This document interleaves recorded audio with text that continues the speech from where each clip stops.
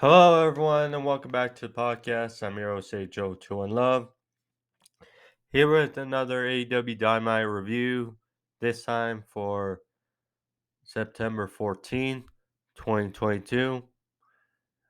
Was a good show again for AEW Dynamite.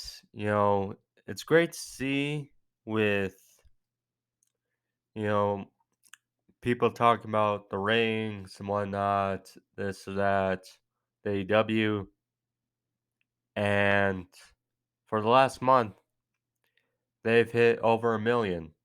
So, despite the controversy of what happened at All Out, the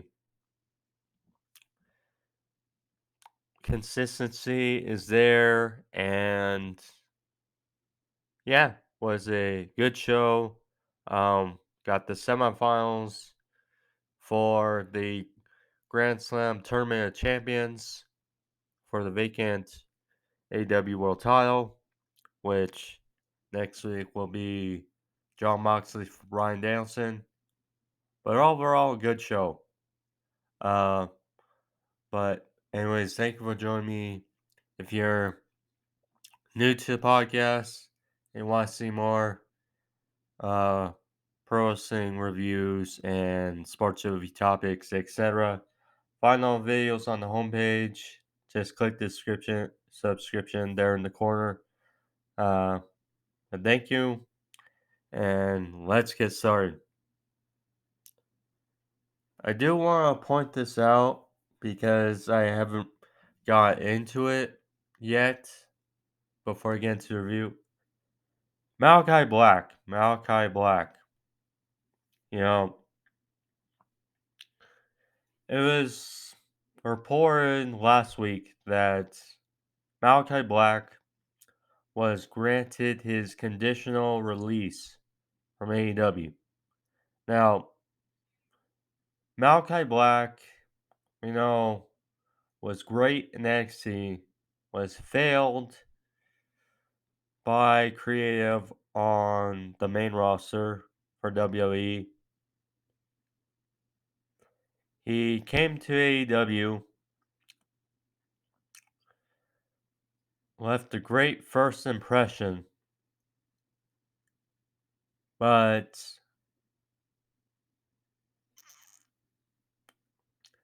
you know, was put with House of Black, wasn't really didn't really give enough. He did have a debilitating back injury and will take some time away.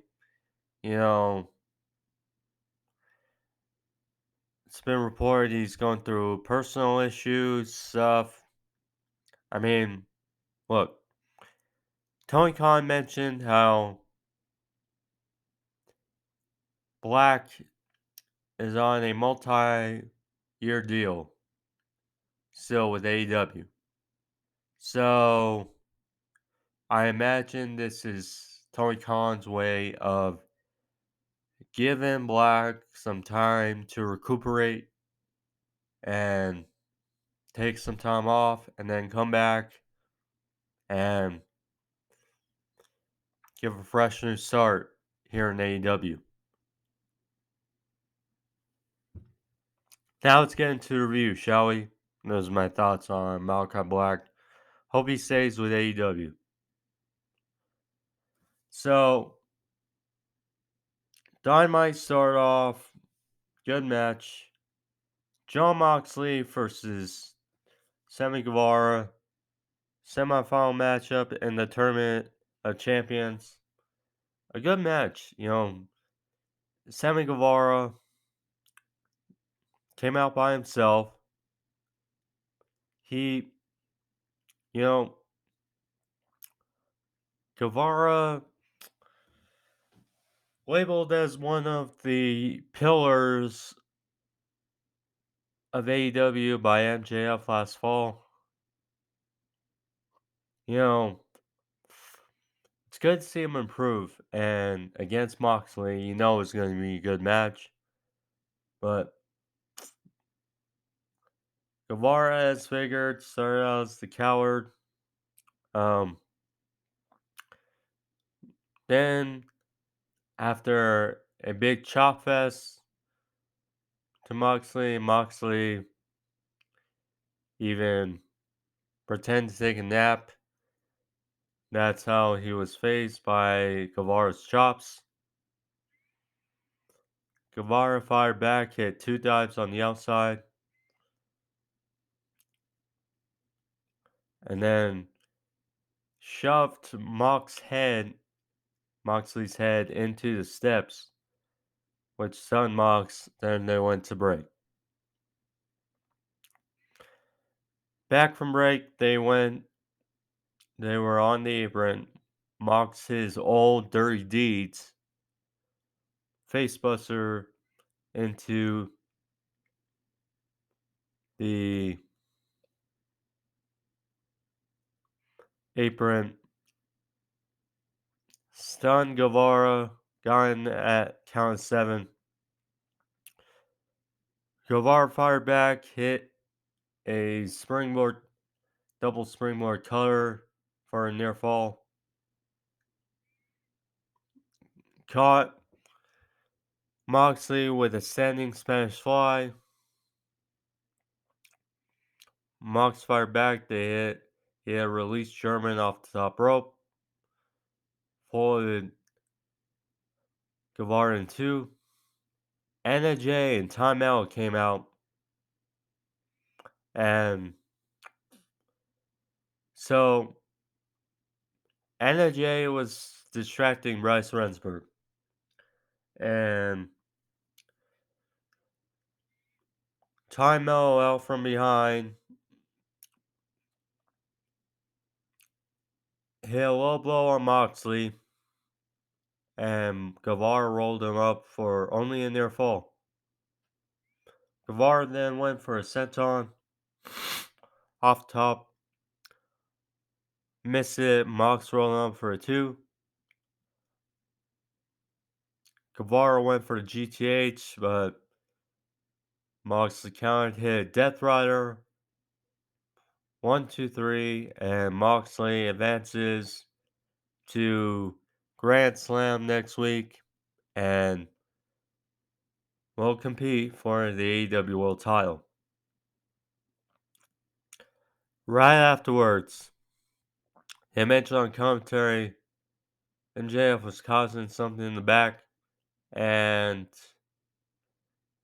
cut back from break. MJF comes out, orders his music to be shut off, and addressed Moxley after Moxley hit the showers. So he compared Moxley to the fans, saying how they were poor like all of them. Brought up Moxley's childhood and Moxley's book. Say he loved it, especially about his childhood. Saying he was bullied, he was beaten up, and yeah, that may cause him to act the way he did. But now that he's old enough to drown his sorrows in alcohol like a worthless drunk. So he sent a warning to him that the AEW World title is his. Then mentioned Bryan Danielson and Chris Jericho. They introduced Stokely Hathaway and the Firm, thanking them for what happened at All Out when they helped MJF win the poker chip. Stokely Hathaway, the Gun Club, Ethan Page, Lee Moriarty, and W. Morrissey, they're all there, and Stokely specified that he's not a publicist, he's not a manager, He's simply a guy who has connections and loves blackmail.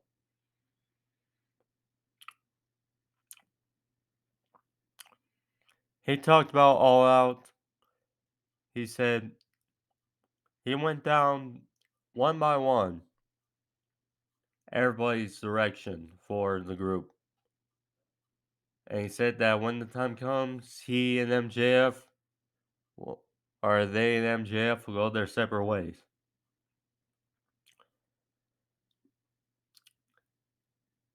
He said Morrissey is big and bad and does whatever he wants. And he told him he loved him, gave him a hug, not and Morrissey just had this like rain look on his face. And Stokely said he loved him, and Morrissey was like, I know, I know. He is someone I think could vie for the TNT title, if not the world title, with the proper build and the proper gimmick, but we'll see. Went to Lee Moriarty and said Lee Moriarty will try to bring some honor back to the Ring of Honor pure title. Went to the Guns, who got some loud ass boy chants, and Stokely said they're not boys, they are men. You know, when the time comes,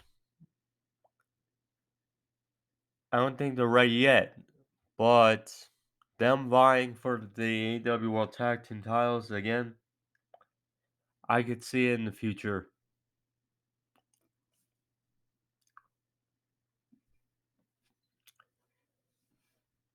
Then went to Ethan Page, who got a loud reaction. A loud reaction. So, said that he's from Canada and that he wants to represent his country by winning the All Atlantic Championship.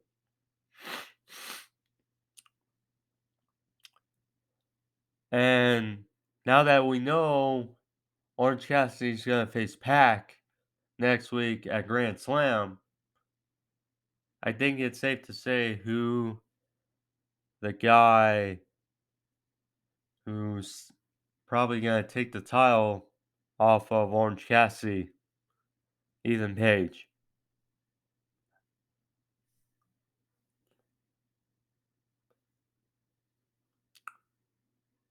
So, Stokely at the end said, "We are the firm. You can run with us or you can run from us." You know, people are critical of this promo by Stokely. I mean, it was a long promo by MJF. And then they cut to Stokely. And I can understand why people are not fans of it, but Stokely's great on the mic and, you know, getting their direction, getting their mindsets of what they want to do, how they want to handle things. I mean,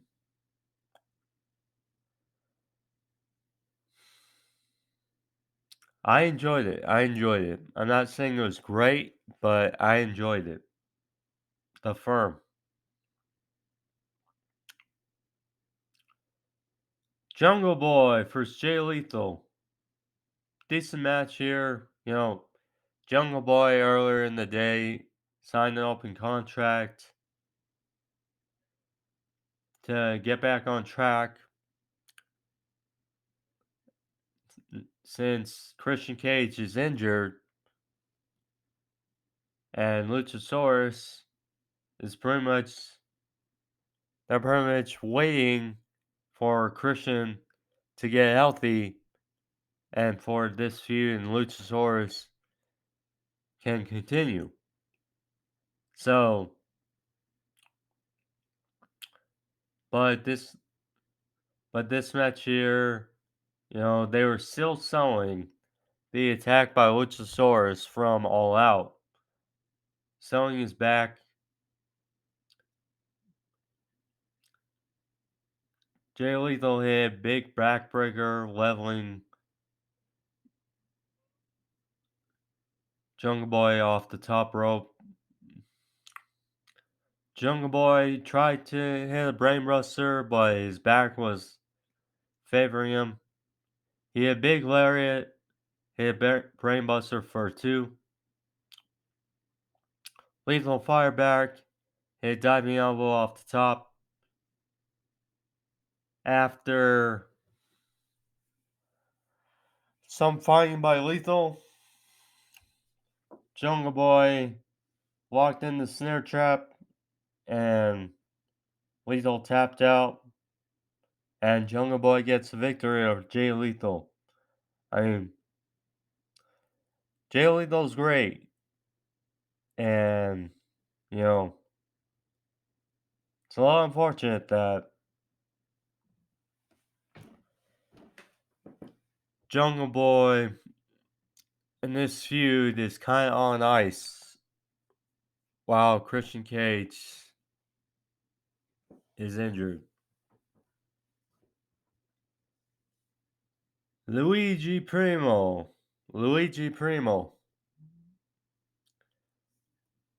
Some schmuck was there with some fake pizza dough. Introduced by Marvez. And got wiped out by Ethan Page. Marvez asked, "What are you doing?" Page said, "I'm taking this seriously around here." And walked in Danhausen. And we know how good Danhausen and Ethan Page are if you watch the vlogs and stuff. So,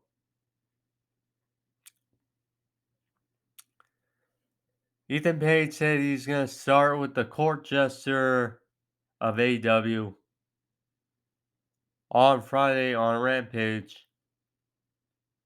Danhausen accepted, not knowing that Page just challenged him for a match on Rampage. Swerving Our Glory versus Lucha Brothers for AEW World Tag Team titles. So, pretty good match. Lucha Brothers and Pac just won the trio titles last week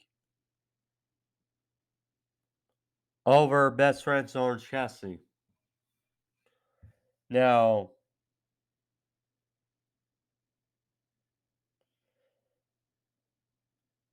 Lucha Brothers, we know, are a great team.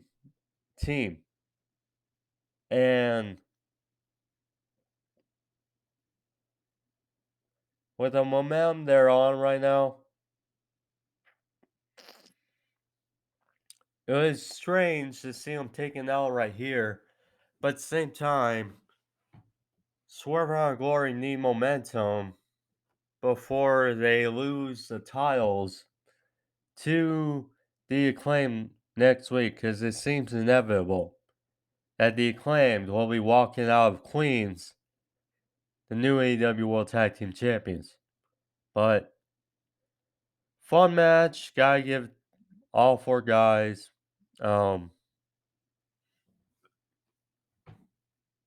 Swerve and Phoenix had a great back and forth.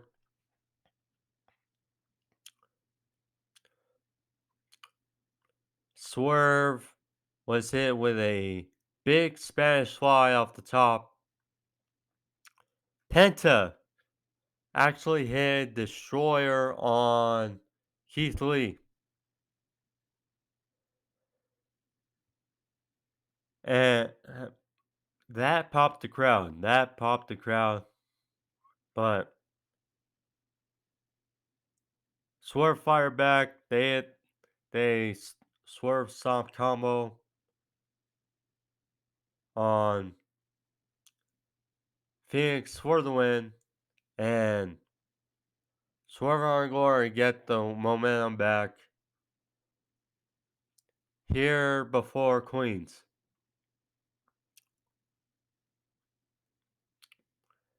Afterwards, the Acclaim, they were out there. No rap. Said that Swerve, if he ever interrupts his rap again, he's going to beat his ass. Said he should roll his partner Keith Lee to Queens next week, and that they will be the new AEW World Tag Team Champions because everyone loves the Acclaimed. The Acclaimed,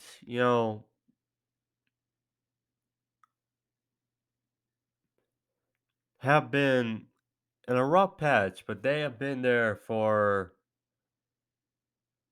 the last number of years. And, you know, they've risen through the ranks.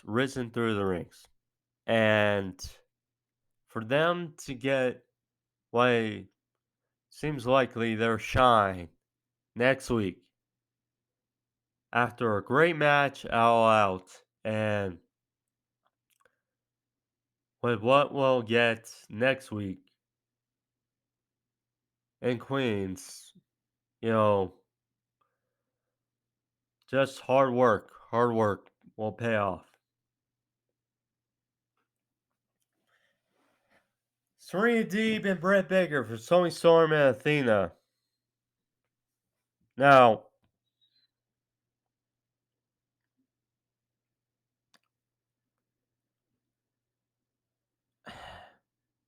the AEW Women's Division still has issues. It still has issues. Look,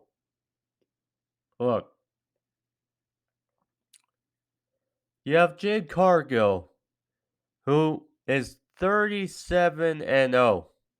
She's the TBS champion.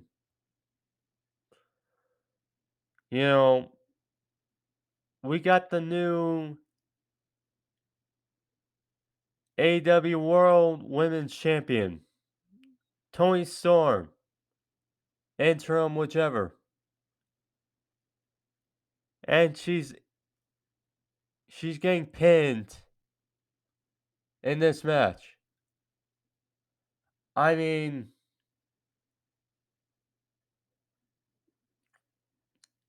it's a little ridiculous. I mean, if you're a fan, you have to find this a little ridiculous of AEW. Jade, the TBS title is not the world title of the women's division. She has not lost. Toni Storm just won the title. All out. And she's already losing in non-title matches on TV. I mean, we've had issues all around with the World Women's Champions of AEW. And the first AEW TBS Women's Champion is being booked better, even though she's not really better than the Women's World Champions. I mean, it's a little ridiculous. So, finish match came here. A chair was involved.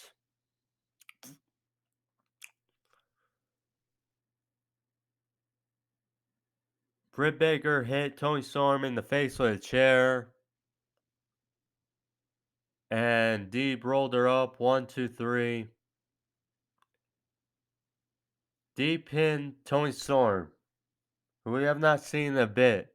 She's great, but have not seen her in a bit. Jamie Hayter ran out there. Good reaction. Everyone loves Jamie Hayter.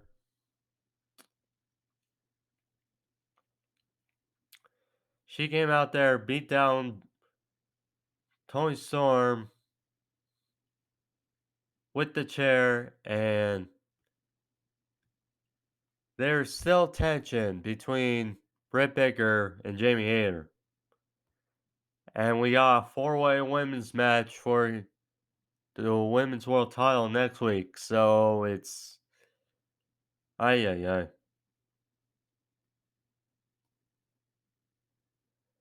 Chris Jericho versus Bryan Danielson. The other semifinals in the Tournament of Champions Grand Slam tournament.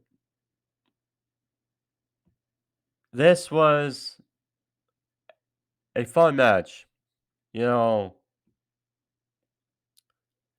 definitely a better reaction than their match at All Out. Definitely better. Crowd was much more into it. Good story at the end. But yeah, Jericho and Bryan, two of the very best. So after some big chops, you can tell, well, part of Jericho's chest was purple. Purple from the chops and whatnot. So Jericho suplexed Bryan to the outside. Bryan landed on his feet, or landed hard on his foot, and was selling his heel, and was really favoring, or his Achilles. So, trying to untie his boot, Jericho's eyes opened up like saucers, and Jericho went for the attack on Bryan's foot.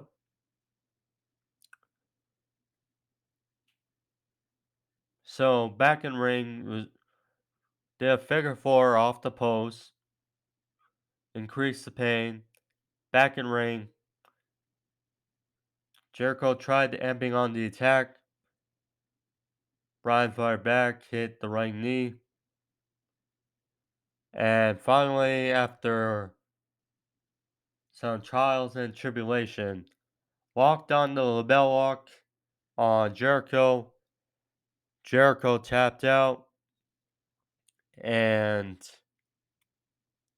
Bryan Danielson advances to face Blackpool Combat Club member Jon Moxley next week for the vacant AEW World title. You know, Moxley was supposed to be on vacation.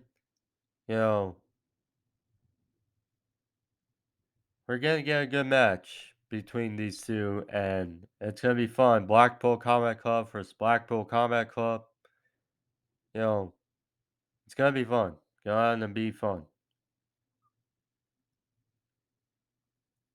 But either way, can't wait. But nonetheless, that's the episode for you guys. Hope you guys enjoyed it. Again, apologies for Friday it being, but so hope you guys enjoy it. I did as well. If you did, click that like, leave a thumbs up in the corner. But thank you all. Be safe. I'm H.O. Love. See you guys next week.